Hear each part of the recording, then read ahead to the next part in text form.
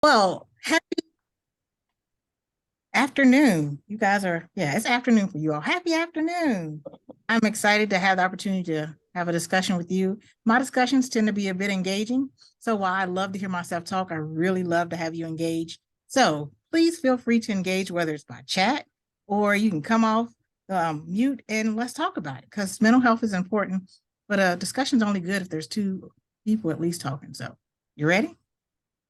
So my topic today is mental health experiences in the BIPOC community. So we all should be happy to know that May is Mental Health Awareness Month. So if you've not been privy to see any of the advertisements, and as we're coming to the end of May, please take time out to take some time to analyze your mental health, just to check those around you because mental health is important.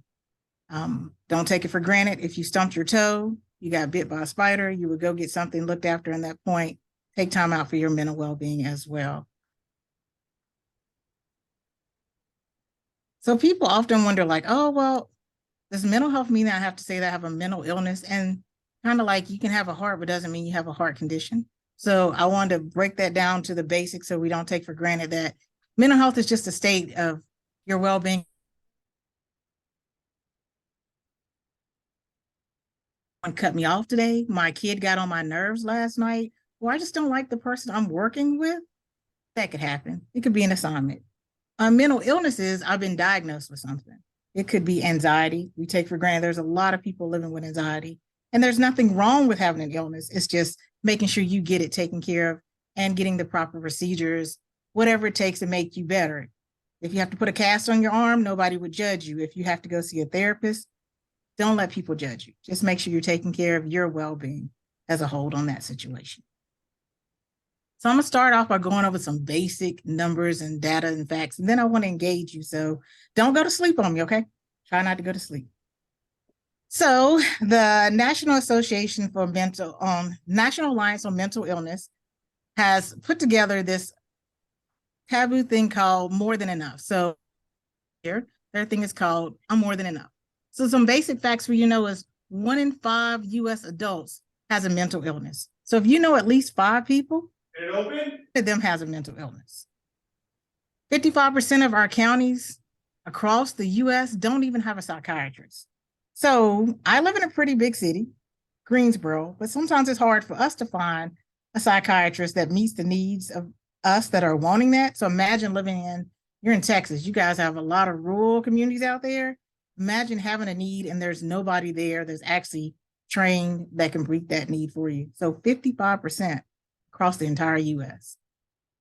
We need to understand that people that are dealing with mental health issues, they need help. They don't need for you to criminalize them. They don't need for you to penalize them, just like anything else. We just need to help people. So not to have any judgment to it at all.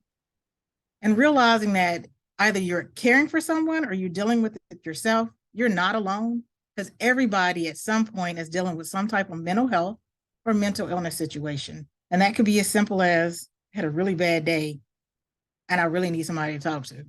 I'm just not feeling what I'm going through right now, and I don't know what options to take. Or it could be as severe as I don't see the point of continuing to go on. I just want to end everything. I'm over this. I'm done with it. But what's key is together, we are more than enough. So it's important to know that you're not alone. You may not have the right person with you right now, but there is always somebody or some organization out there that's willing to help. And if that's more than you can take on, then there's always someone you can make a referral to. So want to make that clear point. You are more than enough. Okay, so we talk about BIPOC. That's a word we drop, a buzzword. BIPOC, BIPOC. What is BIPOC?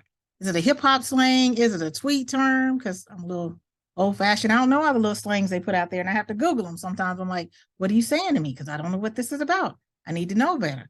But BIPOCs are Black, Indigenous, and people of color. And ideally that talks about these groups right here.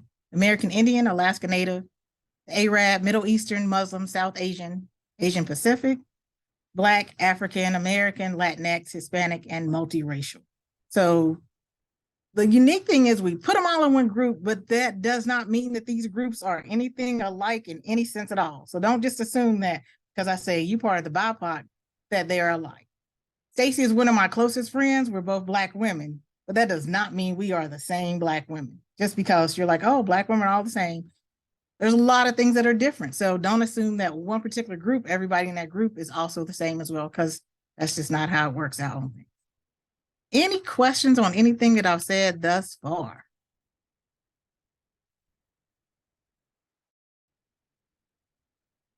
You good? Everybody's quiet. All right. So you've heard about mental health, right? Or is this the first time you've ever heard anybody talking about it to you? I'm going to go with you've heard about it. Okay. So some more numbers to try to help you out a little bit is when we looked at data from the past year from NAMI, we showed how many people actually went and got some type of services for mental health care. And you'll see it breaks it down by the different races that ideally you see the majority of the people that are receiving care are white adults, 52%, or lesbian, gay, and bisexual adults. We tend to shove those all together, but again, like we said, there's not a monolith of anything. Not all white people are the same, and not all LGBTQI people are the same. But we do see, as population-wise, Asians, Hispanics, and Blacks, it's less than 50% of people that have a diagnosis that actually receive some type of treatment or care. And there's a lot of factors into why that comes into place, and we're going to break that down into a little more detail specifically around that.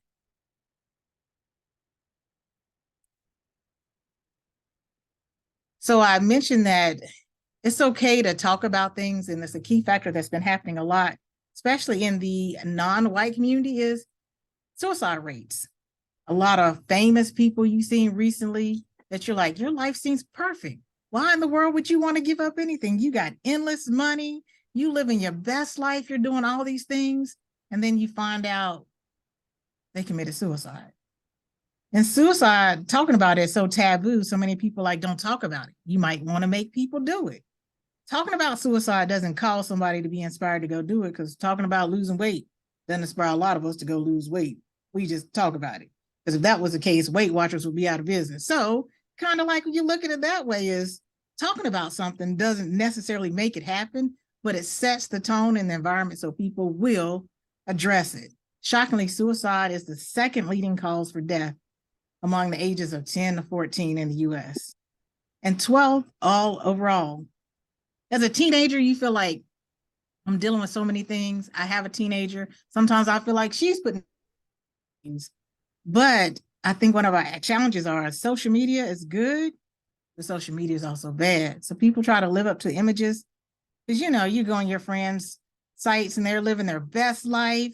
You don't realize they got debt to their ears and they don't like anybody in their house and everything's miserable, but everything they're posting on social media makes you feel like I'm a failure. Life sucks. As an adult, you probably can dictate between what's reality than what a kid is of, I'm not being my best, be better. Certain populations feel like, oh, I can call my girlfriend up and I can talk about what I don't like and what I do like. And then there's some people that are like, I have nobody to talk to about anything. And I feel like when I'm a failure, I'm a complete failure. So don't be afraid to talk about suicide. Just like you're not afraid to talk about Weight Watchers because they make millions and millions of dollars. Talk about it, be about it, listen. And nobody's asking you to solve the problem, but actually be willing to talk about it, because it's life-changing and the numbers have increased. Since 2018 through 2021, there's been an increase in the Asian American and the Black communities. While you say 26% is a small amount, one person that dies from suicide is one person more than we should want to have die from suicide. So 19.2% might be like, oh, well, that's a small amount from if you're a data person, because I love numbers. But the reality is, one person that felt that that was their only option is one person more than we should have to say succumb to that. On a good note, there's been a decline by 3.9% for the non-Hispanic white people. So we need to find out what's helping with that decline and continue to spread. But I also want to point out that 2018 to 2021, I don't know if you recall, it was like the biggest thing. They just ended up being a pandemic. What was that everybody was talking about? COVID. Oh my gosh. So sick of COVID. Never knew so much about masks. They told us to stay away from everybody after they told us to be friendly to everybody. That increased anxiety rates. And if you're already dealing with something and you can't be around people, How do you overcome that? Just something to plug. So I can't talk about suicide without talking about the 988 number, just as popular as the 911. They launched it not too long ago, and it's quite effective. It's available 24/7. So some of my staff, I would say, give this number out, give this number out. You don't have to be the person that answers the problems for somebody, but if you see somebody in need, tell them 988, give them a call. They're trained, they're great, they'll help with it. One of my staff members said she was driving her kid to work, saw a guy getting ready to jump off a bridge, and all she think was, what can I do to intervene? Because I don't want to traumatize myself or my kids. If I come back through and he's there, I'm going to make sure they have this number. They shared the number. Don't know what happened after that, but they felt like they at least had a resource to give to this person. So if you don't remember anything else, 911, 988, you can give them 911. They'll get them to 988. Remember, 988. So I did mention that wonderful thing that, the little cold that every about 3 years, they said we'd be shut down for a couple of weeks, and it shut down the entire country. COVID. COVID drove everybody crazy. Either you were sick of being sick, or you were sick of other people being sick, or you were sick of being told about you're going to get sick. COVID. So anxiety raised to the peaks. Some of us were stuck at home trying to be the chef, the teacher, the mama, and try to work. And we were losing our minds. I was like, I need a break. Somebody's got to go outside, or I'm going to lock myself in the closet. From a personal note, I truly felt like I'm at wit's end. And that's me being at home with a child and me having all the educational background, all the resources that we could have. We have separate floors we could be on, and we still got on each other's nerves. So imagine you being in tight quarters, limited resources, and you have multiple people you're left to take care of, and you're told you cannot go anywhere. So the Kaiser Foundation did a study, and they estimated that 35.9% starting in April 2020, all the way up to February 2023, 32.3% said at some point in adults said they had some anxiety or some depression. And I don't know about you, but you might have had a couple of those days, just not being able to go anywhere. Netflix was okay for a couple of weeks, couple of days. Sitting around spending time with people that you missed was okay for a little while. But there was a breaking point that you were like, I can't take it. It was a breaking point for some people in the reality of they couldn't go to work. If you can't go to work, you can't pay your bills. You can't take care of your family. If I go to work, I stand the chance I'm going to get sick. I'm going to get everybody else around me sick, and things are going to get worse. So I don't know if you had that, but COVID got to you. Oh, somebody was healthy and started running. Yeah, I should have started that. Now I'm starting that now to shake off that COVID loving that I kind of inherited. But that was a wise idea, because you didn't have to worry about running into people. If you were working out during COVID, most of us were staying in eating Creos. We should have been running. Too late, but I'm getting there.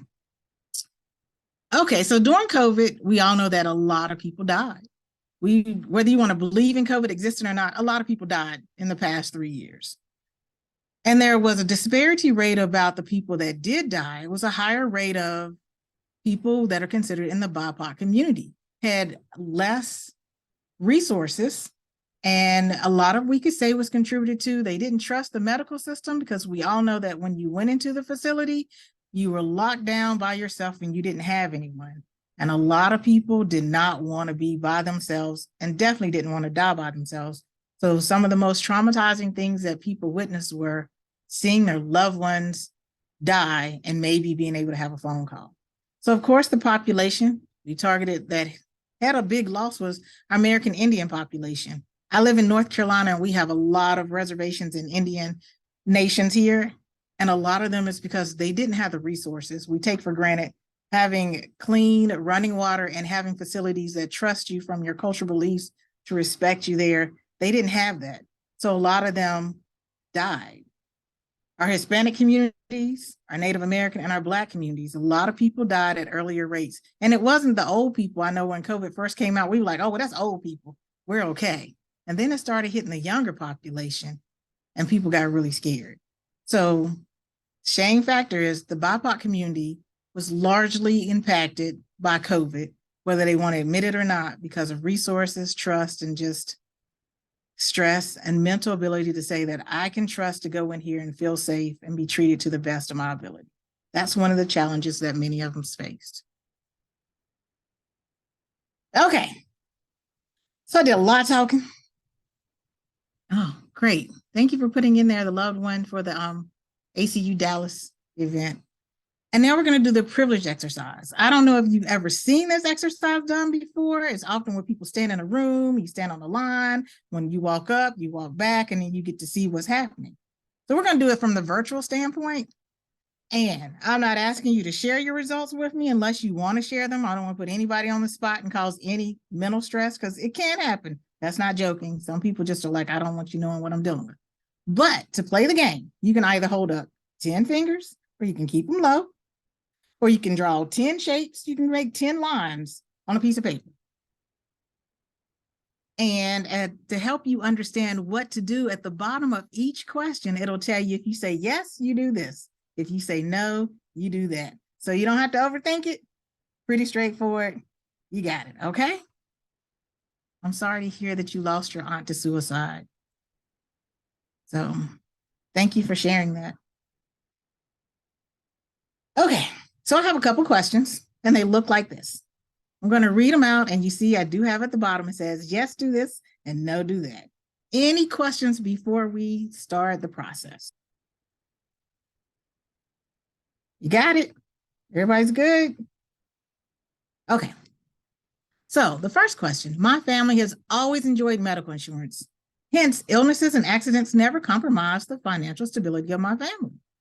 If you say yes, well, I always had medical insurance. Don't do anything, keep your fingers up, don't cross anything. If you say no, I've experienced living at a period in time where I didn't have insurance and my family didn't, and we had to choose between this or that. Got it? Next question. If your work or school holidays coincide with religious holidays that you celebrate, say yes, don't do anything, keep your fingers all up.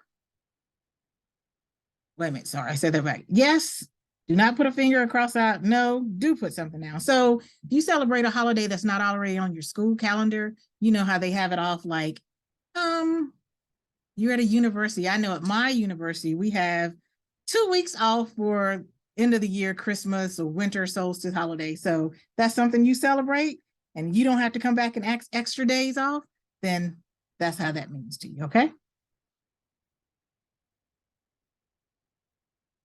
If you feel comfortable walking home alone at night, yes, I'm comfortable walking home alone at night. Yes, don't do anything. No, I'm not too sure I'm comfortable going home at night. Put a finger down or cross out a shape. And this is your home, not somebody else's home, but the home where you live at, okay? If you were ever uncomfortable about a joke or a statement you overheard related to your race, ethnicity, your gender, appearance, or sexual orientation, but felt unsafe to confront the situation. I heard somebody saying something. I didn't like what they said, but I didn't confront it. So no, I do nothing. Yes, I felt uncomfortable, and I still didn't do anything. Then I put down a finger or cross out a shape. Got it? If you've ever been bullied or made fun of based on something you cannot change, your gender, your ethnicity, your age, your sexual orientation, my case, my height, I probably look really tall on this screen, and I'm gonna let you guys believe that. But I'm 4'11". So if you've ever had that happen, nope, never happened to me, don't do anything. But yes, and put down a finger or cross out a shape.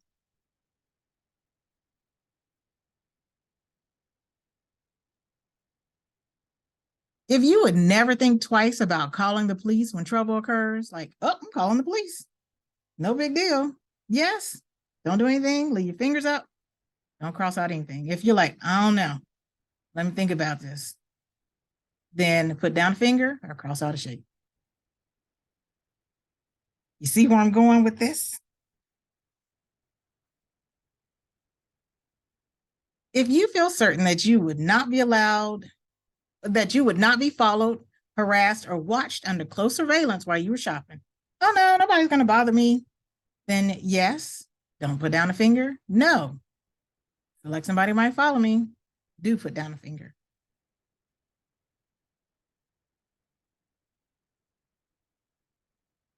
How many you got?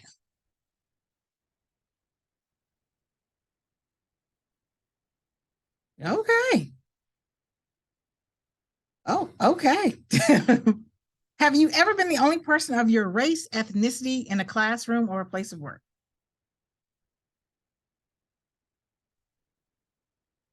If you're like, no, there's always multiple people that look like me there, then no, don't put down a finger. And yes, I'm usually the only one. Put down a finger.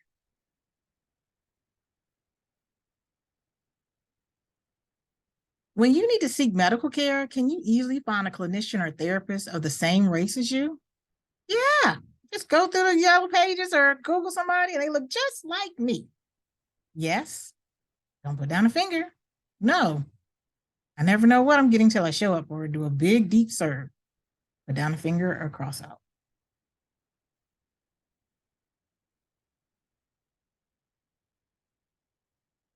If you can show affection for your romantic partner in public without fear or ridicule or violence, yeah, don't put down a finger. I can just go anywhere and do whatever. No, I'm a little scared about that. I'm not uncertain. Put down a finger or cross out a shape.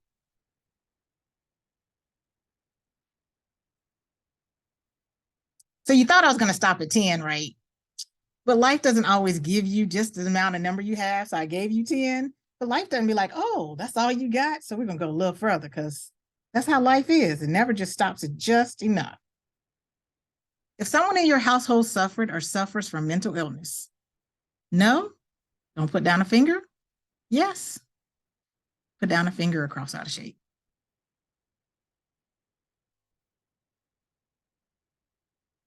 If English is your first language, yeah, don't put down a finger or cross out a shape. If no, it's not my first language, put down a finger.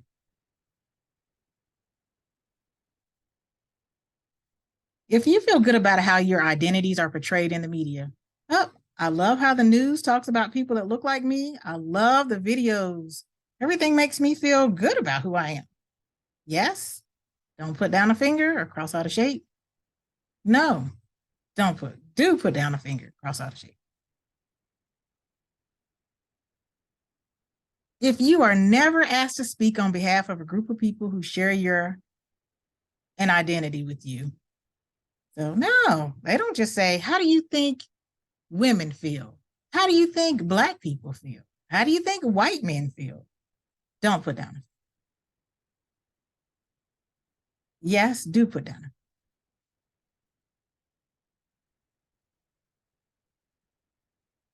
This is my last one. If you've ever had to skip a meal or were hungry because there was not enough money to buy food, no, I ain't never had to skip a meal. I might need to skip one, but no. Or yeah, I decide if they eat or if I eat. Put down a finger. How'd you feel about that? So now I want us to have a little discussion and talk about it. And related to why it's important that we talk about this in regards to BIPOC community and mental health. So first I want to ask you, anyone that wants to share, a lot of fingers. Oh, sorry. What questions challenged your thought process of being considered privileged? Because privilege is a triggering word because you're like, ain't nothing privileged about me. I've worked hard for everything I got. The struggle was real. But in some sense, we all have some type of privilege. If you're able, one, to join this meeting virtually, that's a privilege because a lot of people don't have those resources. If you have a roof over your head right now, that's a privilege. So that can be a stressor. Stressors can affect people's mental health as well. So, was there any question that triggered you to say, huh? What?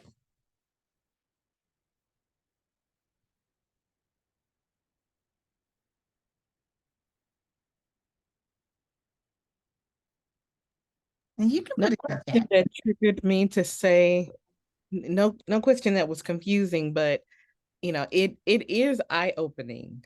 It definitely is eye-opening. You know, even when I thought about, I live in Lancaster, Texas. I grew up in Oak Cliff. My family moved to DeSoto when I was a senior in high school, but we've always lived in the southern sector of Dallas. And there's a very, very obvious difference between what my community looks like and what the city is willing to do and what, you know, what happens in my community than there is when I go to work in Addison or when I'm floating around North Dallas, which is where I have to go for any kind of bit of healthy food or, you know, sense of security or safety. And so when you ask whether or not we can walk through our neighborhoods, I thought about it and I was like, I love my community and I've lived here all my life, but no, at a certain time, I'm in the house. I'm not. And having the Nextdoor app doesn't help me because they really tell you all the things that are happening. But no, it really is interesting. This was eye-opening, so thank you. Thank you for sharing that. That's a stressor right there. It's like, this is where I live at. I can't even say I feel super safe here. And this is my home. This is where I'm from. And why do I gotta go way over there to get what's supposed to be good for me? Shouldn't that be right here? If it's supposed to be good for me, why isn't it here? So that's a stressor. And if you're fortunate, you have a car and you can get there. Otherwise, you have to use public transportation. Hope that it'll get you there. So Dr. Pulliam, we have some comments in the chat. Maxine made a comment and so did Dr. Hunt. You want to read those to me, Ms. I will. I will. Maxine said, all out of fingers, almost thought I was going to make it. Yeah, life gets you when you're like, okay, I made it to the end. And you're like, oh, here's this other bill that came up that you didn't think about and it's due like yesterday. Oh my God. Yeah, and I could comment more on that. I think that, like you said, just kind of expanding beyond our 10 fingers, right? Like there's always going to be those other areas where we may not be thinking about it. And we all have privilege in specific areas, whether it's our education, location, finances. But there are also things that we can't change about ourselves, right? Like I can't change the color of my skin or how tall I am or how people react to me, or, you know, there are certain things that I can't change. And those things just brought up other areas where we may lose, you know, our sense of privilege more regularly, right?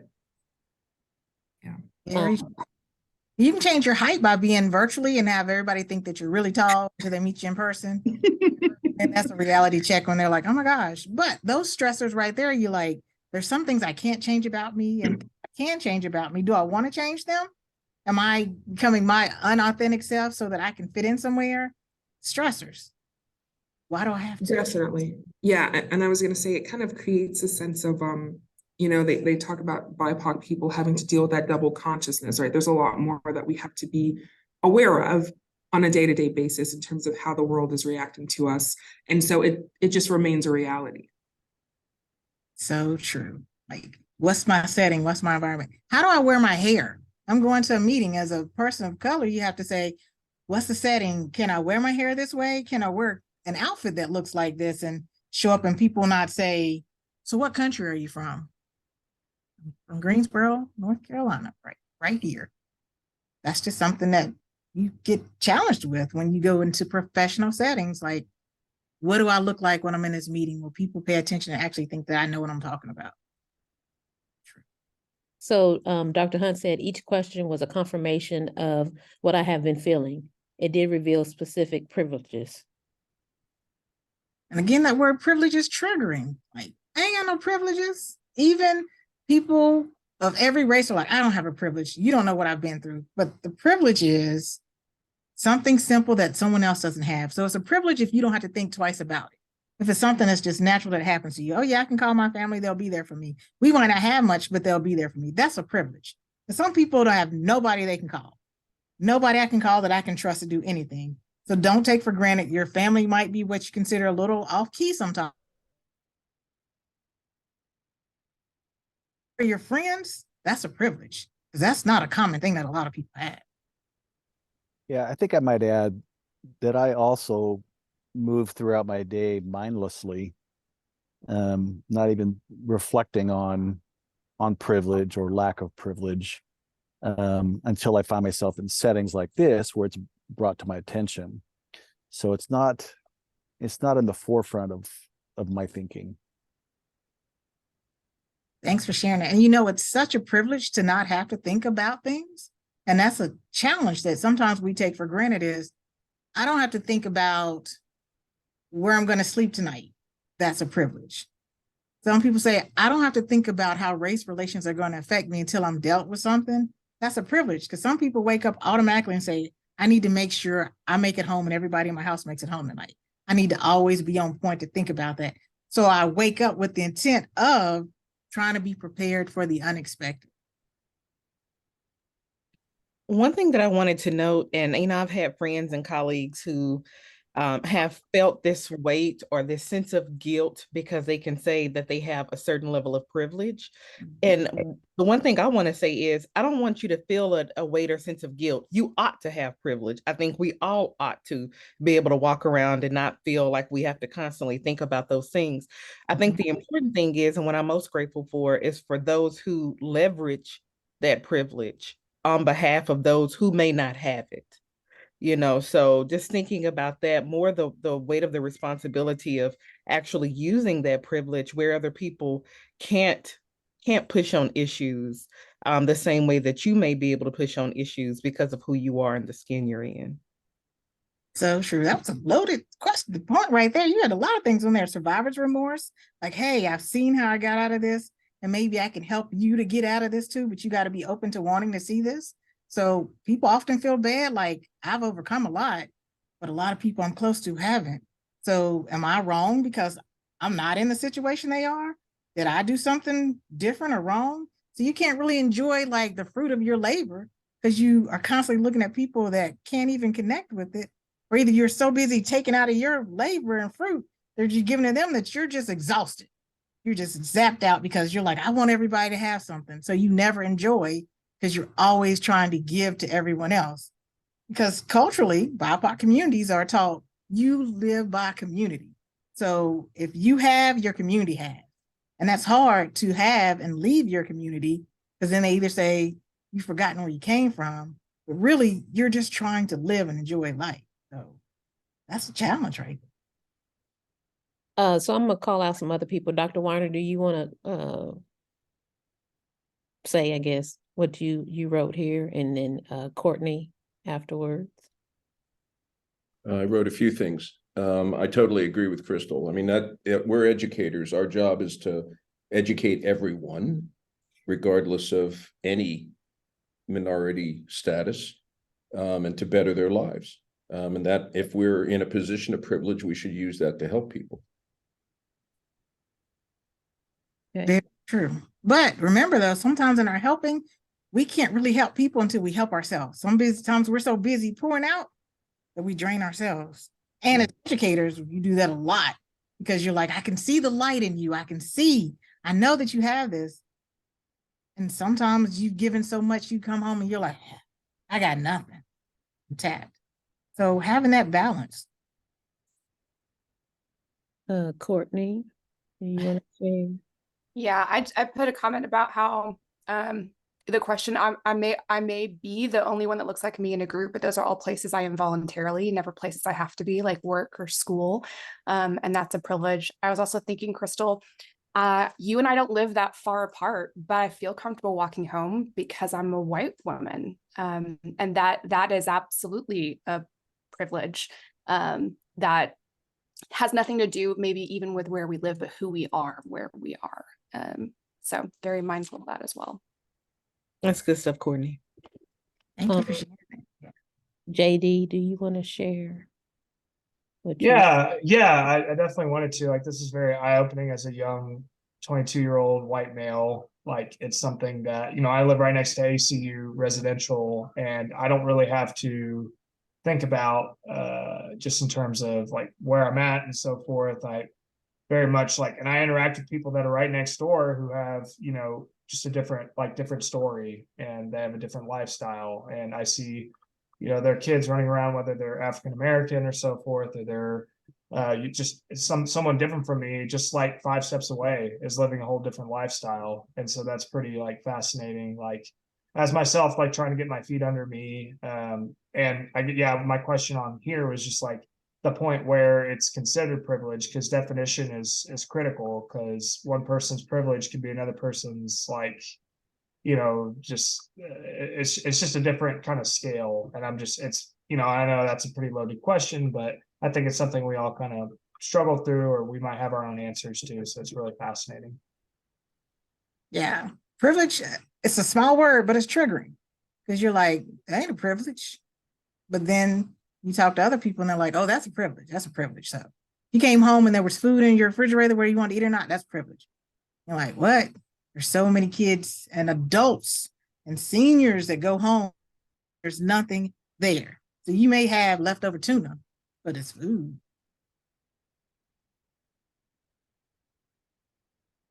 Did I miss anyone else, Miss Stacy? No, I think that's about it. Well, so that led us all to exactly where we need to be to talk about life stressors, everyday life. So discrimination, you can feel that you're being discriminated against because you may be one of just one in a group setting, and you question, like, are they going to take me seriously? So you overthinking the situation, or you build up a wall where you're like, I don't care what anybody says, I'm gonna just go in here and be my authentic self. But you do care. We all care at some point. So no matter how much we're like, I don't care, we care. We do. So you deal with discrimination factors of, if I go to this side of town, am I going to be judged? Are people going to look at me differently? Are people going to say, are you really who you think you are? I've had people to Google me to be like, are you really got credentials you have? And I'm like, would you do that to me if I was white or if I was a male? So that's two factors. If I was a Black male, would you try to Google and question who I am? If I was white, would you do that? I don't know, but you did it to me, and it makes me feel like I don't trust you. Like, I don't want to work with you now that I know you Googled me for that. Not because I just want to know who you are, but you don't know who I really am, and you don't trust me because you see me. There's oftentimes people, in the virtual world won't put their picture up because I don't want you to judge me off of my picture of who I am. So I just want you to let me show up, and then you figure out, my name is Amy. You don't know idea what I am when I show up. So that goes to show we often have a history of us minorities getting named stuff so that you won't have an idea of who we are until we show up. Intentionally, my mom named me Amy and my brother Danny. Not Daniel, it's Danny, Amy and Danny. You don't know who we are. Social acceptance goes into that, or are you going to reject me? Now you know who I am. Are you going to reject me because you had a bad experience with a Black woman that had an attitude? Sometimes when you're in leadership, and you represent what was negative to someone else, they automatically carry that over to you. Whether I worked with white men and they always treat me bad. I don't like white women, blah, blah, blah. Or I don't trust Black people to lead me. So many older Black people say, I don't go to Black doctors because historically they've been told not to trust Black medical professionals. How does that encourage us to make people want to be top of the line professionals? Legal injustice. You see the news, whether you want to read it or not, they're throwing it down there at you. This can happen to this person doing the same thing that doesn't happen to that person. You wonder, there's the stress of it. I live in a pretty decent neighborhood. It's quite historical with a lot of well-known first minority people here. The other day there was shooting outside because there's also a busy street. Our question was, do we call the police? Because I'm brown. Most of my neighbors are all brown. The police that came were not brown. You wonder, do I let go whatever's happening, or do I involve the justice system that's supposed to serve and protect me? People deal with that every day. You've seen it. People sitting in their house and they're not safe. Or I'm going to intimidate you because I don't want you to have what it is that you think you should have, and I want to take it from you. Stress. So you may feel like what I have to say is just and it needs to be heard, but I'm scared that if I say this, you're not only going to affect me, you're going to affect my family and my friends, my livelihood. Stress. And it'll only get worse with misused AI. Oh yeah, AI is a whole nother word. So where bad folks can sway things. Plus, it doesn't even half recognize BIPOC communities, the AI community. So when we go through things, we get extra scanning because the way it's programmed is not programmed to pick up people of color. So we're automatically considered a target. So you're like, I got to get extra scanner from a computer? You mean, I don't trust that. Ugh. If you go through the airport and you have braids, they're going to scan you. They're going to wand you. It's just a given. Just go on over there. It's just automatic. And I'm like, what am I hiding in my braids? It just happens. It's just a known fact. Well, thank you all for participating in that wonderful privilege study. And I hope that you can take some of that back and share the love and things that you didn't think about that maybe someone else can say, I didn't think about that as a privilege, and how it affects people mentally. And it could lead to them having some stress factors to affect their well-being. So some barriers to care we often say are, one of the questions were lack of insurance. Healthcare is not cheap, even when you just go in for like a quick urgent care run. So now we're talking about, let's go have you see a therapist. If you have EAP or some type of services, you can tend to get a couple free visits, and that'll get you started, and maybe you can work out a plan. But it's been a lifelong issue for a lot of people, is insurance and being underinsured. I have insurance, but they don't cover everything. So now I got to deal with that bill. So do I just forego it? A lot of people do. The stigma. You know, you crazy. Everybody grew up saying stuff like that. But then you think about saying it, you're like, does that really make sense? So we're like, you know, you crazy? Or I got my friends, they so crazy. That affects people, because if I'm dealing with something that may cause me to act a different way, I don't want you joking about that. And now I feel like I don't even want to talk about it, because you're going to label me something, and then people are going to look at me some kind of way. So I'd rather just act like there's nothing going on than to make it something I can fix. Lack of diversity among mental health care providers.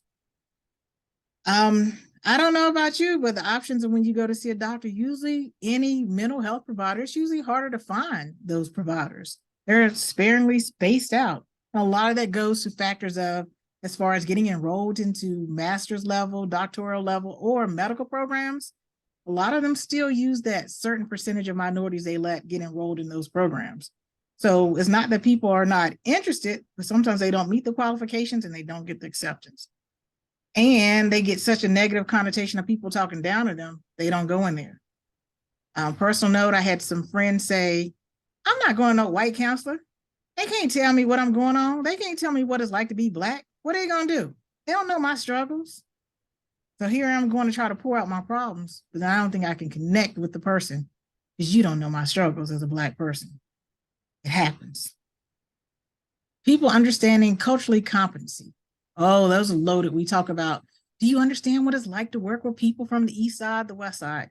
I live in a pretty small city, but it's one county. But if you live in Greensboro, other people that live in High Point, and High Point vice versa. So I know you guys have the same thing, because I used to live in Dallas. So I know that's true, that we would say, oh, you from where? Oh, no, we don't deal with you. Same people. We can be family, but because you live on that side of town, that's a whole different culture I don't even want to deal with. Things you got to work through. Language barriers. We take for granted that we say, well, English, even if you're speaking English, doesn't mean that we're all speaking the same type of English, because some things you say and you're like, can you say that one more time? I'm not understanding what you're saying. So imagine the challenge when you don't speak English and getting someone, and if you don't even speak, if you're deaf or hard of hearing, getting someone that's willing to interpret, because we'll bring in the interpreter line, but are you willing to bring in someone that has a challenge that they're deaf or hard of hearing and use sign language? That's a huge population. And as people are getting older, their hearing is going away. So that's another thing you're having to understand. Talking to them and yelling at them doesn't make it any better. So finding the ways to communicate and understand that. Distrust of the healthcare system. There's so much research out there that talks about all the distrust of the healthcare system. Hence COVID drug along so long, because people didn't trust the healthcare system. You got to get this vaccine. You better get this vaccine or you're going to lose your job, or you're going to do this. You're going to do that because they ain't trust the healthcare system. That hasn't changed. So we can talk about Tuskegee. We can talk about Henrietta Leaks. We can talk about eugenics. We can talk about all that stuff. But what's present day is we just came through dealing with COVID as a major issue, and they try to enforce vaccines on people, and that did not go well for a lot of folks. So people don't trust health. Just inadequate support. So you're like, okay, you tell me I need care. But we said that over 55% of counties in the US don't even have a psychiatrist or therapist available to provide that care. So I told you you need the care, but now you got to drive 300 miles to go get the care. I don't even got a car. How's that going to happen? I just ain't going to get the care. Any other barriers that you guys are?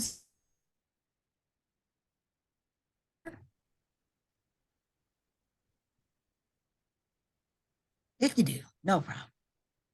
So we have to remember the importance of breaking down stigma, systemic change.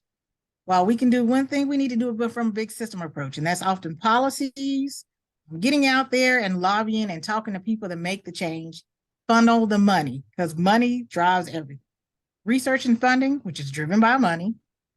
Media, when you hear people putting stuff out on the media and TV and you know it's wrong, help to make a change and put some media stuff out there that's really positive. Helping to enforce mental health literature, because often people are dealing with things and they don't know that's actually a condition that can be treated. You're like, oh, that's just what you're going through. There's actual conditions that can be treated on that. Increased awareness, talk about it. Again, talking about things in the mental health like anxiety, depression, schizophrenia, suicide doesn't cause people to get it. It just gives them a safe space to be able to talk about it. Some efforts for you to consider, or find someone to talk to, a counselor, support group. You can do them virtual now. You have those virtual groups you can go to and talk to. Journal, spoken word, creative art expression. And this is not saying it's you that has a mental health issue, because we all have mental health, but maybe sometimes you just need to put down your thoughts. I don't feel like calling Stacy because I called her the other day and she ain't gonna listen to my problems. Write them down, be about it. Find communities that'll let you be who you are, because we all show up as our professional self. But sometimes you want to let your hair down, take your shoes off, and just breathe.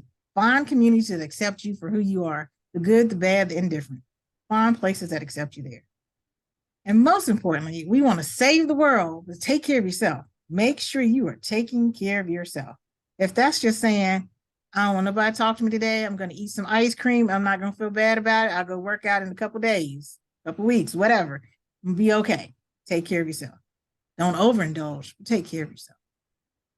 Check in on your strong and independent friends, because often they're the ones that are carrying a heavy burden, and you don't realize that they're the ones that really just need somebody to say, no, I really need to hear your voice and see your face, not in a text message. I want to hear how you sound. Are you okay? And what can we do to make you better? Find ways to build people up, because sometimes it's easy to go tit for tat and be like, I know you didn't, but find a way to say, you look good in that yellow. Oh, I love that hair.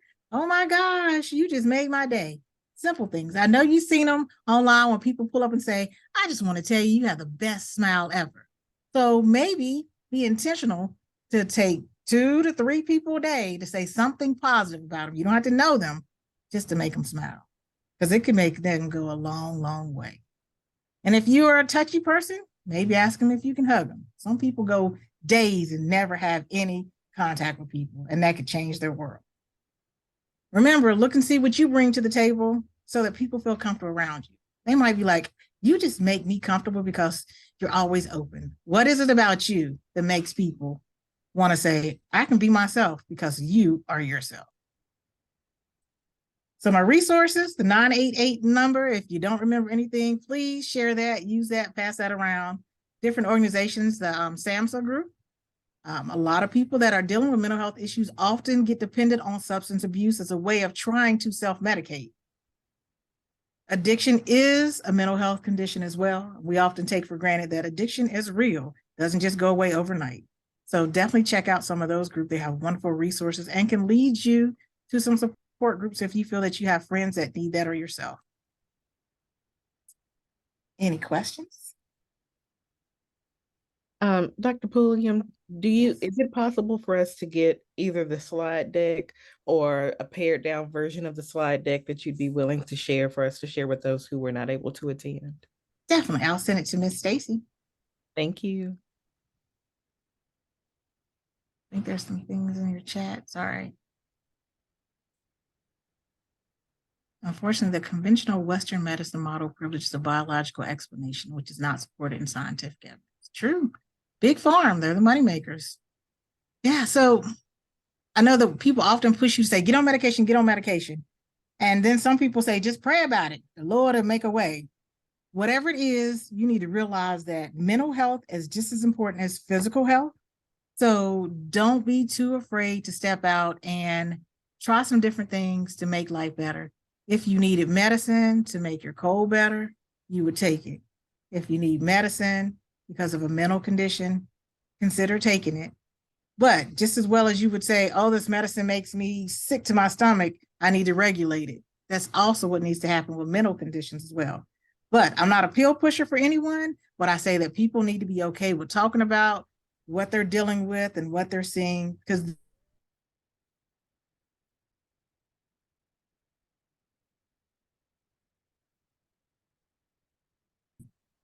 conditions. That's what we have to talk about. We need to stop making people feel bad because maybe they need medication, and medication works wonders. It will make people's lives so much better and so much different. But we need to stop making the stigma about, you taking pills? You on something? And there are programs that can help support the covering the cost of those. They do have pharmacy costs. So big farm can be a negative, but they also have some good programs that can support people that need to meet those needs financially. Well, I appreciate you all for allowing me the opportunity to come speak with you. I will make sure that you have an opportunity for these wonderful slides. Remember that we all at some point have some type of privilege in our life, and everybody deals with mental health, whether it's I'm having the best day of my life or today is not a good day. The difference, mental health and mental illness is you get diagnosed with something that doesn't just come and go. It may be long lasting, and getting it treated and taken care of can make your life changing. So you got a broken leg, you would get it fixed. Don't walk around here hobbling mentally or physically. Amen. Thank you so much, Dr. Pulliam. We enjoyed you. I hope that you have a chance to look in the chat and see all of the thank yous that have come through. Thank you, Stacy, so much for bringing Dr. Pulliam in for us to be able to learn from her today. And I will definitely send out the video from today's presentation so that those who wanted to attend, and I did have people who reached out to say, I want to be there, but I can't, that they have access to it. Thank you, everyone. Thank you. We'll see you again next month. Bye. We won't have one next month. We'll see you again in July. Okay, bye.